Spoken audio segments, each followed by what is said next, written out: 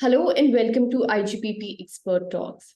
I am Hina Goswami, editorial consultant with IGPP, Institute for Governance Policies in Politics, New Delhi. In our ongoing series about AI, today we are going to discuss why thoughtful policy formulation is needed to ensure that AI acts as a tool to empower citizens. Today we are joined by Ms. Vidushi Marda. Ms. Vidushi is a lawyer and researcher. She studies the socio-legal implications of data-driven technologies. Her research focuses on technology regulation, asymmetric power relation, and fundamental rights. Welcome to IGPP Expert Talks, Vidushi. Thank you so much for having me. I'm excited to be here. So last week, Minister for Electronics and Information Technology announced that a new legislation will come for the protection of news publishers and content creators, maybe as part of the Digital India Bill or independently. How do you view these advisories being released one after another? Should they be looked at comprehensively, or taking them step by step is a better method? I mean, there are different approaches that have worked in different countries around the world, and I don't think that there is one particularly good way to do it. So, for instance, we see that China tends to have very technology specific regulation. So they have a Gen AI regulation, they have a social media regulation, so on and so forth. Then we see something like the EU kind of has one overarching AI legislation, like an umbrella legislation, and then the sectors and use cases kind of fall below that. And then in the US, I think there's a more sectoral approach to say, like, let's look at each specific department, see what they can do. And not to say that those are the best or the only ways to do it, but because it's such a young field, those are the different approaches that are kind of emerging, right? So I think the real question for me often is that, are we being overly reactive? So, and by that, do we mean that, every time there's a potential, every time there's a news article or an academic article saying, this is the next big thing, this is going to change everything, do we want policymakers to be running and saying, we're going to have this particular, legislation come out, we're going to have new rules, or do we want a more kind of structured approach? I'm in favor of a more structured approach. And I think in India, we're at this moment where we don't know what the Digital India Bill is going to look like. And so we don't know what the different components are. We don't know how they're meant to work with each other, which is confusing in and of itself until we see the bill. There's, all of this is just conjecture. And at the same time, I think that there is an urgent need to kind of address some of the problems that we're seeing when it comes to newer forms of technologies, like generative AI is kind of changing, our information environments. It may have an impact on the election, although in India, we're not really sure. I realize none of this is a clear answer to what you've said, but all of this is kind of a foundational, a foundational view into how I problematize these kind of questions, to say we can have agile lawmaking and we can have specific laws and specific rules for specific problems, but we have to have a situation in which all of these work together towards something that is coherent and that is actually recognized under the law.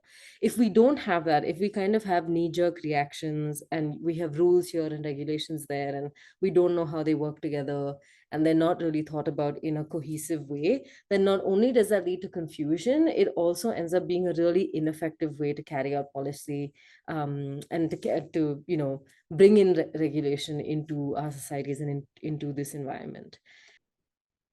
To talk specifically about AI-related content and AI-related technologies, India has had like a knee-jerk reactions to incidents of deepfake, to generative AI responses by generative AI, right?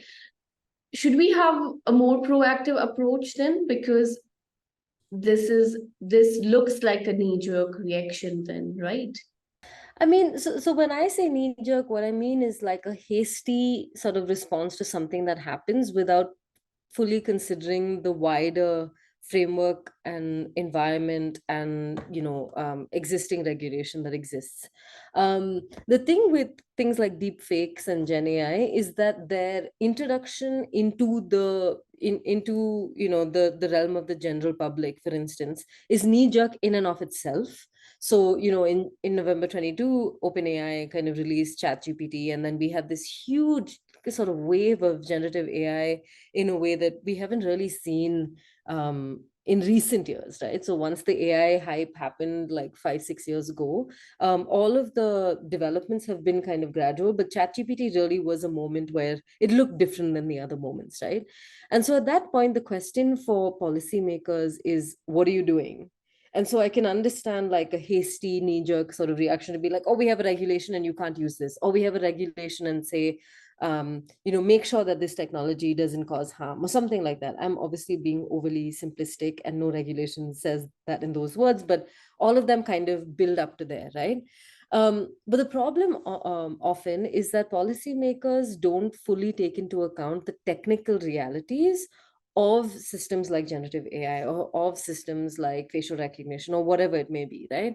And what I mean by that is, it's difficult even for the most technically savvy experts in the world, even the inventors of AI, the godfathers of AI, whoever you want to talk about, it's even difficult for them to figure out how to solve the problem of generative AI. Like, so I'll give you an example of generative AI in elections. A lot of people say the thing that we can do to make sure that synthetic content doesn't mislead voters and that doesn't like pollute our information environments is to use watermarking. But the problem with watermarking is that it's easy to manipulate, it's easy to remove, it's not perfect, right? It will still see a lot of problematic content passing through. It may legitimize problematic content, and so it's a very, very complex question. And so it's kind of difficult for even the technical experts who have built these systems, who like understand these systems better than anyone, to figure out how to control their behavior, because by their very nature they're difficult to control. And so I think for policymakers to just say overly simplistic things like, we have a generative AI regulation that makes sure that you have to have watermarking, fine, is that really going to solve the problem that you're looking at? Probably not, right? And often the solutions that we're looking for are much, much bigger, much more structural. Like a lot of the problem with generative AI, for instance, is a concentration of power. There are very few companies who can do this. There are very few companies who know how to audit these systems and to understand these systems. The scale at which you can disseminate information is so huge, but the places from which information is disseminated by generative AI systems are like 5 or 6 in the whole world. It's a problem of competition, which is a public interest issue. So when I say knee jerk, I just mean that it's often, it becomes a situation where regulators are like, you have to fix this, but they don't understand the technical realities, and the technical people are kind of saying, well, I can't fix this, but nobody can. And so the question is, what do we do, right? We can't keep running around in circles saying it's your problem, no, it's yours. It kind of has to be a socio-technical interdisciplinary approach to figuring out what are the structural issues at hand, what are the technical issues at hand, and what are the legal issues at hand, and then think about policy. And that takes time. The smartest minds in the world right now don't have good answers for all of the questions that I've just posed before you. So it's not to be unfair to policymakers, but I think giving the impression that you have fixed a situation or you fixed a particular problem is also misleading. You also work on socio-legal implications of data-driven technologies and how they affect fundamental rights of citizens, right? In India, we are going to have a new government soon. Do you think while we are going to have a new script for regulation, maybe make a new start with the government, should the citizens also play a role in formulation of effective policymaking? Should they have a say there? In an ideal world, yes. I think in an ideal world, you'd have inclusive policy development where not only do you, talk to affected groups, talk to groups on the ground who understand the implications, who live with the implications of technology, and, talk to people who organize labor, organize welfare groups. Like, not only would you have a situation where you have academics and policymakers and regulators, but also grassroots organizations, civil society, business, all talking together. In an ideal situation, absolutely, right? But I will say a couple of things. Firstly, there's I can't think of a single instance in which that has been done well, and that's because often regulation, unfortunately, does happen in a few rooms, in a few cities, or maybe just one city, or maybe two in our country, and in most countries, and it does become kind of a game of, businesses having the most amount of leverage to kind of get what they want. And it's not just in India, right? I was part of the EU AI Act development and policy development process, and we saw right from the beginning of like how the legislation was even framed, companies do have an outsized influence on what that looks like, and even what the framing is, right? So in the EU, for instance, the question was, do we want to take a rights-based approach or a risk-based approach? And obviously, civil society, people from grassroots organizations, all of us said a rights-based approach works well, especially because you're the EU, you take human rights seriously, so on and so forth. But they did go with a risk-based approach, right? And that was primarily because there was a lot of pressure from companies to do so. So yeah, definitely. I mean, any good regulation, any good policy making would have to take into account what real world implications of these technologies are, and what are the harms that real people face in real situations on an ongoing basis. But unfortunately, I don't see that happening. I think at the maximum we have civil society involved in those conversations, but that's not nearly enough. How about other stakeholders? AI is termed as a general purpose technology that is going to affect all segments of the society economy. Should other stakeholders and what kind of interventions from those operating in policy and research field uh, can they help the policymakers in making better decisions? I mean, see, I think with AI, the truth of the matter is that you cannot really escape how complex it is and how interdisciplinary it is. Like, to convincingly write even an academic article on AI, one needs to study history, philosophy a little bit, law, STS, the technology itself, anthropology sometimes, so it's very, very interdisciplinary. And I think increasingly we're seeing that any kind of approach towards regulation or policy making is comprised of individuals who come from beyond engineering, math, science, and law, right? Which is what we want. We want social scientists in the room. We want people who have expertise in allied fields, but those that are kind of affected very, very strongly. Like, I'm a very, very strong advocate for learning from other fields. So I think sometimes the problem with AI regulation and AI policy development is that we think of the main kind of discipline as that of being AI, technology, maybe law, because we're talking about policy. And then we say, okay, let's bring in the labor rights experts, or let's bring in this union organizer. And so we think of our knowledge, and I include myself in this because I am a lawyer by training, but we think of like expertise from, labor or consumer protection, or all of these other people as being an accessory to what we're trying to do. So it's kind of like a complement to what we're trying to do. But I think if we were to do this well, we would learn from them. Like, we would let them take the lead, tell us what they need, and then try and figure out how to, maneuver law and policy towards that. Because at the end of the day, why are we regulating? Why are we thinking about this? Because we're worried about the impact on people, on communities, and on societies.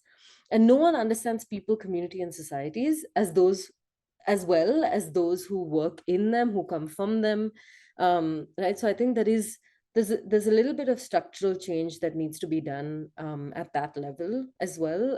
And this is something, I think, it's a long, long road, but that doesn't mean we don't get on it.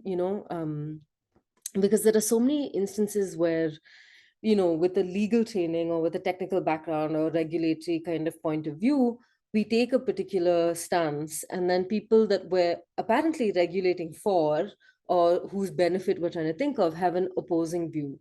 So I think it's their kind of worldview that should form the fundamental basis for what we talk about, and then we come in with our more, you know, I guess, removed idea of law and policy and tech. You have been part of the EU's AI lawmaking, right? What suggestions would you have for Indian policymakers to develop better policy formulation, implementation, and feedback strategies related to emerging technologies, including AI? Well, the first thing I would say is that one of the most understudied or under deliberated aspects of AI regulation is how legacy regulation actually does have an impact on AI systems. So, for instance, when people say AI is operating in a vacuum or we have no laws, that's absolutely not true, right? Because we do have constitutional law that speaks to our freedom of expression, our right to privacy, our right to equality and non-discrimination. We have all of these, you know, very, very rich legacies of law that exist. Similarly, we have consumer protection law that talks about what consumers can expect from people and from entities that they pay money to in return for a service or a product. We have competition law that talks about how we can ensure that abusive dominant position doesn't happen in either geographic or product markets. Like, there are so many aspects of law that already exist, and that can already tell us a lot about how this should be done well. The problem is that we think of AI, and mostly because of like mainstream media, we think of AI as this thing that just, you know, is so complex that no one can understand. And like, you know, we need a new law completely. That is not true. A lot of the basic issues when it comes to AI are still questions that all of these bodies of law can answer. So that's the first one, to say, to take stock of the extent to which current law and regulation and policy actually does have an impact on AI systems, and how can we have the institutional will to implement them and to you know, hold these systems to account with the laws we already do have. The second, I would say, is to make a deliberate choice whether this is going to be sector specific. So are we going to say, okay, in the finance sector, we're going to have these set of regulations, in the health sector, we're going to have these, in the agricultural sector, educational sector. So then you kind of give the responsibility of AI regulation, quote unquote, to specific departments and ministries that are already operating and are already responsible for those sectors, right? The other way to do it is to say we're going to have technology specific regulation. Personally, for me, I feel like that is, I mean, China is doing it well. Honestly, I know a lot of people like to say that China is like this, you know, this country that's overly extreme, but they're actually very, very smart when it comes to regulating per technology. But that's also, we have to take into account the fact that like most of the, you know, the China, the US and China are kind of the leaders of AI research and development. There is a lot more know-how in those countries to be able to move in a technology specific way. It's not exactly future proof because you're always going to have to like run and make a regulation, right? Which, as opposed to having sector specific focuses, or, you know. And the last thing I'll say is that the kind of regulation that we've seen in the EU, and that was kind of the framing of your question too. I'm personally of the opinion that like that is a very how to, like, it's not exactly the ideal situation, because just to give you a brief the brief context of the EU AI Act, it's an act that comes under the product safety legislation of the EU. And so it's kind of like it has a legacy of its own that was made for products, but AI products are very different from like a light switch or a toy or a bottle.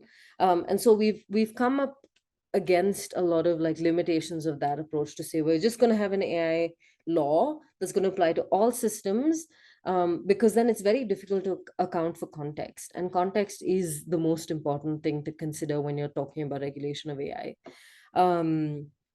Yeah, and just to end my answer, I think that, like I said at the very beginning, there isn't just one good way to regulate, but there has to be a deliberate kind of 10,000-foot approach and a 1-foot approach that has to work together. And often we see policymakers either like, talk at that very high level or only focus on the very, very, immediate situation, or like, as I said, like knee-jerk reactions to on a day-to-day basis, but they're not coherent with each other. And that's the thing that I would caution against, because we do have a very good framework to build from. Like I said, we have all of these legal frameworks that already exist. And the point is, how do we make them work well together? What are the missing pieces? And what's the best way to kind of plug that in? I think it's easy to say we're taking a responsible AI approach, or we're taking a risk-based approach, or all of that is fine. But how does existing law also impact what we're trying to do?